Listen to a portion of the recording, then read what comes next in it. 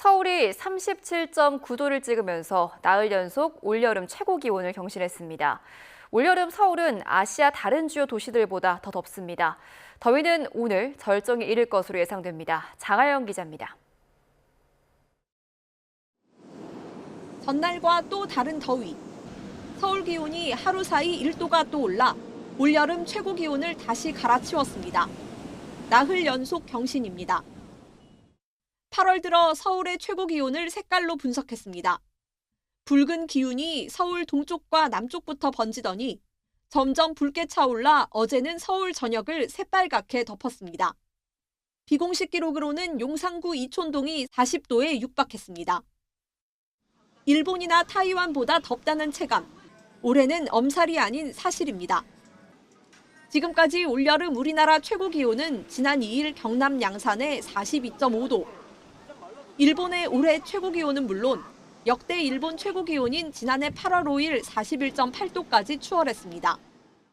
어제 오후 4시 기준으로 서울이 일본 도쿄는 물론 타이완 타이베이, 필리핀 마닐라, 태국 방콕보다도 덥습니다. 이렇게 유독 더운 이유는 북태평양 고기압이 버티고 서서 구름 없이 햇볕 내리쬐는 날이 이어지고 있기 때문입니다. 천리안 위성이 관측한 대기 수증기를 보면 구름이 유독 우리나라를 피해가고 있습니다. 열이 들어오는 그러한 공기가 아니라 일본 도쿄는 일시적으로 저 고기압 가장자리에서 북쪽으로부터 공기가 내려오는 추세가 이루어지면서 일시적으로 26도까지 기온이 떨어졌고요. 쨍쨍한 날씨는 입추인 오늘 절정에 달합니다. 서울이 39도까지 오를 걸로 예보돼 최근 10년 사이 가장 뜨거운 입추가 될 전망입니다. YTN 장하영입니다. 너무 더우니 집에만 있으라는 건 냉방 제품을 잘 사용할 때 얘기입니다. 38도를 넘는 극한 폭염일 때는 자택에서 발생하는 온열 환자 비율이 오히려 크게 증가하는 것으로 집계됐습니다. 이정미 기자입니다. 햇볕이 내리쬐는 한낮. 직사광선이 강한 만큼 극한 폭염에 밖에 있는 것은 그 자체로 위험합니다. 무더위 속에 작업하는 건 더더욱 금물입니다. 저희도 낮에는 일을 잘 안 하거든요. 너무 더워서. 최근 15년 동안 발생한 온열 질환자의 3분의 1 가까이가 실외 작업장에서 나왔고 논밭에서 일하다 쓰러진 경우가 뒤를 이었습니다. 하지만 집 안 역시 덥다면 밖과 다를 게 없습니다. 여기 온도가 진짜 안 말로 물 이렇게 떠놓잖아. 기포가 안에서 생겨. 그 열기에. 그 정도로 뜨겁다고. 건물 자체가. 그냥 마음껏 틀긴 좀 어려운 상황. 어렵죠. 일 최고 기온이 38도 미만일 때는 온열 질환자 대부분이 바깥에서 발생했지만 38도가 넘어가면 자택 환자의 비율이 2배 껑충 뛰는 것으로 나타났습니다. 극한 폭염이면 실외 작업은 그나마 자제하는데 쪽방촌 같은 실내에선 여전히 문제가 발생하는 겁니다. 실제로 일본에서는 일 최고 기온이 40도를 넘어섰던 지난달 닷새 동안 온열 질환자 발생 장소 1위가 집이었습니다. 프랑스에선 폭염 절정기에 자택 사망자가 2배 가까이 늘기도 했습니다. 냉방이 어려운 처지에 계신 분들, 특히 연세가 많으신 어르신들 위주로 피해가 늘어나는 것으로 분석됩니다. 정부는 집에서 냉방이 어려울 경우엔 반드시 곳곳에 마련된 무더위 쉼터에 머물고 홀로 계신 어르신에겐 수시로 안부 전화를 걸어 내부 온도를 확인할 것을 당부했습니다. YTN 이정미입니다. 청와대는 최근 발표한 부동산 세제 개편안에 대해 세금으로 집값을 잡으려는 게 아니라며 과세 형평성 제고가 목표라고 언급했습니다. 가급적 빠른 시일 내에 공급 대책을 내놓겠다는 계획도 밝혔는데 시장 안정을 위해선 결국 공급 속도가 중요하다는 판단 때문으로 보입니다. 정인용 기자입니다. 고가와 비거주, 다주택 세부담을 강화한 8.3 세제 개편안의 정책 목표에 의문을 제기하는 목소리가 커지자 청와대가 입장을 밝혔습니다. 시장 안정을 위한 단기 처방 성격의 세제 개편이 아니라며 공정한 과세 체계 확립에 초점을 맞춘 거라고 강조했습니다.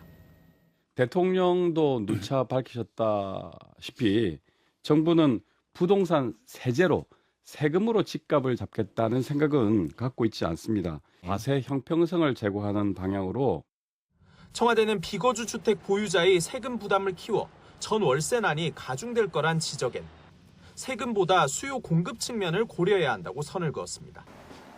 공공임대 등 공급을 확대하는 게 핵심이란 의미인데 청년과 무주택자의 주거비 부담 완화 방안을 지속적으로 추진하겠다고 약속했습니다. 특히 주택 공급 확대와 금융 합리화 대책도 준비하고 있다고 공개하며 속도에 방점을 찍었습니다. 가급적 빠른 시일 내에 국민들께 공급 문제까지 포함해가지고 정책을 내놓을 예정입니다. 이 같은 내용은 순방 귀국 당일에 이어 오늘 이 대통령 주재 2차 부동산 정책 점검 회의에서도 다뤄질 걸로 보입니다. 김용범 정책실장과 오세훈 서울시장의 앞선 회동에선 영등포와 구로 등 중공업 지역을 활용한 공급 방안과 그린벨트 해제 문제를 둘러싼 의견 교환이 있었던 만큼 후속 논의도 예상됩니다. 청와대는 아직 공급 대책 발표 시기는 확정되지 않았다는 입장인데 최대한 빠른 속도로 많은 물량을 확보하겠다는 기류만은 분명해 보입니다. YTN 정인용입니다.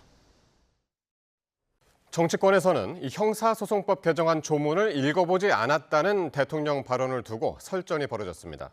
국민의힘은 정신세계가 이상하다고 맹폭을 했는데 더불어민주당은 역대급 망언이라며 즉각 반발했습니다. 부장원 기자입니다. 불씨를 지핀 건 국무회의에서 검사의 보안수사권 폐지를 담은 형사소송법 개정안을 의결한 다음 날 이재명 대통령의 발언이었습니다. 개정된 형사소송법 저는 안 읽어봐서 그런데 개정된 형사소송법에 의하면 검사는 수사하면 안 된다고 돼 있어요? 예, 그렇습니다. 네. 하지 말라 이래 돼 있어요. 일체 수사의 법적 근거가 없어졌습니다. 부처 업무보고 자리에서 나온 얘기였는데 국민의힘은 법조문을 읽어본 적이 없다는 대목을 콕 집어 유체이탈 화법이라고 맹폭했습니다. 장동혁 대표는 언론 기사는 문장 부호까지 살펴 삭제를 요구하고 당원과는 댓글로 말싸움하더니 나라를 뒤흔든 법은 조문도 안 봤다 당당하게 얘기하는 게 대통령이 맞느냐고 날을 세웠습니다. 지금 대한민국 대통령이 이승만 대통령 아니냐고 묻는 거하고 똑같은 거 아닙니까? 저는 이재명 대통령의 지금 정신세계가 궁금합니다. 더불어민주당은 뜬금없이 대통령의 정신세계를 소환하며 모욕하는 거야말로 역대급 망언이라며 발끈했습니다. 당원들로부터 날아든 사퇴 청구서를 몸에 나려 발버둥치는 거라며 자신의 거취 문제에나 답하라고 꼬집었습니다. 장동혁 대표 정신세계는 온전하십니까? 그 뻔뻔함은 어디서 나오는지 국민의힘 당원들을 포함해서 대한민국 국민 모두가 궁금할 따름입니다. 여야는 사관학계를 통합하면 쿠데타 가능성이 줄어들 거라는 대통령의 육사 쿠데타 발언을 두고도 공방을 이어갔습니다. 대한민국의 짧은 근현대사 동안 육사가 주특이 된 군에 의해 무려 3차례의 쿠데타가 발생한 점도 간과할 수 없는 측면입니다. 합동성 강화라는 명분 뒤에 숨겨두었던 진짜 속내를 드러낸 것입니다. 안보를 허무는 줄세우기와 갈라치기를 중단하고 정부 여당이 국군사관학교 추진에 드라이브를 걸고 나섰지만 야권은 졸속통합이라며 결사항전을 예고하면서 강대강 대치가 불가피해 보입니다. YTN 부장원입니다. 네, 이번엔 중동 소식 살펴보겠습니다. 미국과 이란의 기싸움은 현재 진행형인데요. 이란이 구체적인 호르무즈 해협 운영 방안을 공개했습니다. 이란이 주도권을 쥐고 통행료까지 부과하겠다는 건데 트럼프 대통령은 아직 합의한 건 아니라고 밝혔습니다. 워싱턴으로 가보겠습니다. 시윤정 특파원. 이란이 오만과의 협상을 통해서 마련했다고 하는 해협 운영 방안, 구체적으로 어떤 내용이 담겼습니까? 네, 이란은 특정 기간 선박들이 이란 연안에 인접한 북쪽 항로로 페르시아만에 진입하고 오만 측 남쪽 항로를 통해 빠져나갈 거라고 밝혔습니다. 이란 반관영 파르스 통신은 이란 외무부 소식통을 인용해 이란과 오만 간 협상 틀에 따라 이런 방안이 마련됐다고 보도했는데요. 초기 일정 기간 뒤에는 남북 분리 통항로 운영을 중단하고 모든 선박이 해협 중앙의 단일 통항로만 이용하도록 통제하겠다는 계획입니다. 해협 진입 관리는 이란이 단독으로 맡고 출항 관리에만 오만이 공동 참여하는 방식을 요구하고 있어서 사실상 이란이 해협의 실질적인 통제권을 주려는 의도로 풀이됩니다.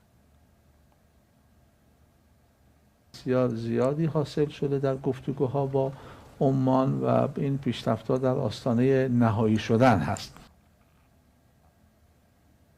더 큰 쟁점은 호르무즈 해협 통과 선박의 서비스 비용 명목의 수수료 징수입니다. 이란 소식통은 선적된 화물 가치의 최대 7% 통행료 부과를 두고 오만과 이견이 있다는 보도는 사실이 아니라며 요금은 이란이 제공하는 서비스 수준 등 여러 변수에 따라 달라진다고 설명했습니다. 여기에 이란 의회는 미국과 이스라엘 등 적대국 선박의 호르무즈 해협 통항을 전면 금지하는 내용의 법안 초안을 검토하고 있습니다. 또 법 위반 시 화물 가치의 최대 20%에 달하는 벌금을 부과하는 조항까지 검토하고 나서면서 해협 주변 긴장은 쉽게 가라앉지 않을 전망입니다. 이런 가운데 이란 타스님 통신은 이란 남부 게슘섬에서 폭발음이 들렸다고 보도했는데요. 이슬람 혁명 수비대가 호르무즈 해협 일대에서 적을 무력화하기 위한 작전을 전개하는 과정에서 발생했다고 전했습니다. 네, 이 공이 미국으로 넘어간 셈인데요. 트럼프 대통령은 뭐라고 언급했습니까? 네, 트럼프 대통령은 조금 전 백악관에서 취재진과 만나 이란 전쟁이 꽤 빨리 끝날 것으로 생각한다면서 더 오래 지속하긴 어려울 것 같다고 말했습니다. 미국 주유소에서 기름값이 곧 떨어질 거라고 설명하면서 이같이 언급한 건데요. 그러면서도 호르무즈 개방과 관련한 합의가 이루어졌느냐는 취재진 질문에는 합의가 이루어졌다고 말하고 싶지는 않다고 답했습니다. 직접 들어보시죠. I think it's going to end pretty soon. I don't think they can go much longer. Yeah, please. Has a deal been reached to reopen the Strait of Hormuz? Well, I don't want to say it has been. It's sort of open right now. 트럼프 대통령은 이번 주 초 48시간 안에 해협이 열릴 것이며 하루 이틀 안에 합의될 수 있다고 말했지만 아직 해협은 개방되지 않았습니다. 합의한 초안이 미국과 영내 국가들에게 전달됐다는 보도가 나왔는데 백악관이 수용 여부를 놓고 막판 검토에 들어간 것으로 보입니다. 트럼프 대통령은 탄약 부족 사태로 피트 헤그세스 미 국방장관을 추궁했다는 보도를 가짜뉴스라고 비판하면서 탄약 공급은 충분하다고 거듭 강조했습니다. 미국 측 협상단을 이끈 제이디 벤스 부통령은 이란 내부가 분열돼 있어서 협상이 쉽지 않다며 협상 타결까지는 시간이 더 걸릴 거라고 밝혔습니다. 이 발언도 직접 들어보시죠. Iranians are extraordinarily difficult people. Number two, they have a fractured system. So there are people within their system who want the war to be over. There are also people within their system who are crazy radicals who want the war to continue. 로이터 통신은 트럼프 대통령이 현재 진퇴양난에 빠져 있다고 분석했습니다. 협상안을 받아들이면 이란의 해협 통제권과 통행료 부과를 인정하는 셈이 되고 반대로 협상을 엎으면 중동 내 무력 충돌 위험이 다시 고조될 가능성이 있기 때문입니다. 이처럼 중동발 불확실성이 다시 부각되면서 국제 유가는 올랐습니다. 브렌트유 선물 종가는 배럴당 82.49달러로 전장 대비 3.8% 상승하며 시장 불안감을 그대로 반영했습니다. 지금까지 워싱턴에서 YTN 신윤정입니다.